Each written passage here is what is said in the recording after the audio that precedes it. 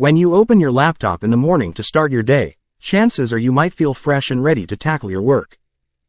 But by mid to late afternoon, after dealing non-stop with an onslaught of emails, Slack messages, countless Zoom meetings, and your overdue monthly report, you feel exhausted and find yourself turning to social media.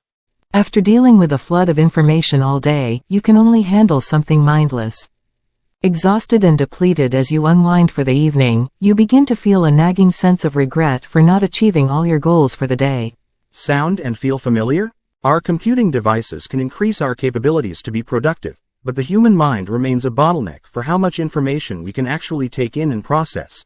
Our attentional capacity is limited. The reason you feel so drained by mid-afternoon is that you have been likely using your limited resources with abandon, and the demands on them have exceeded what you had available.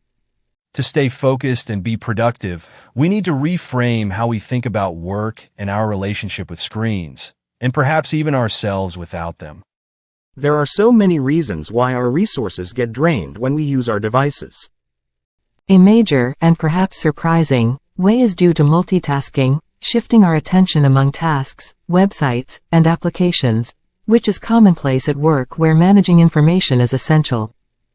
As a researcher of human-computer interaction, my work has shown that we shift our attention rapidly on screens, on average every 47 seconds.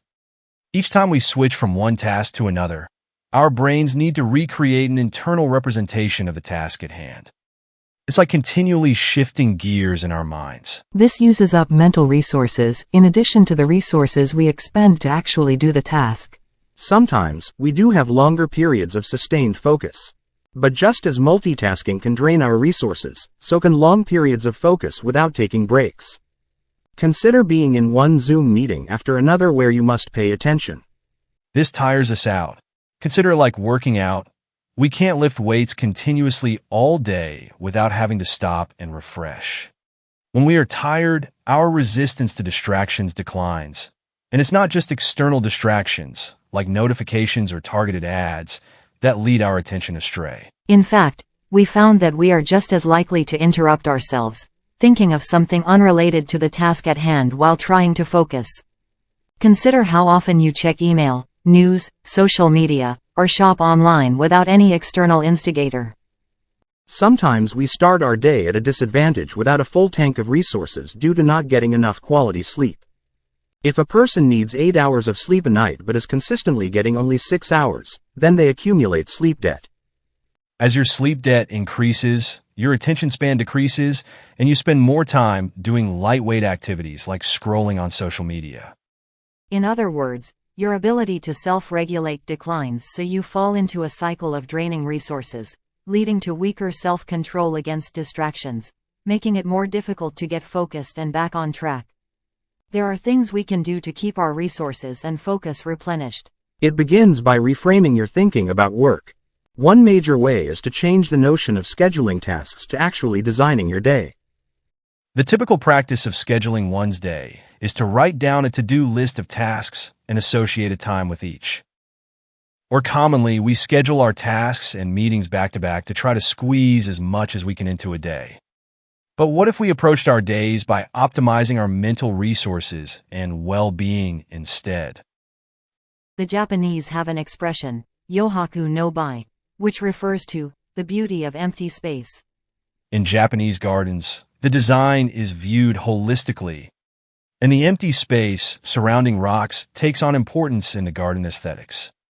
In fine art, empty space, also known as negative space, surrounds the figure and helps us interpret the entire piece holistically.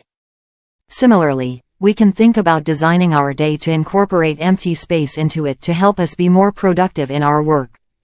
Designing empty space into your day means intentionally including time to build up and replenish your attentional resources.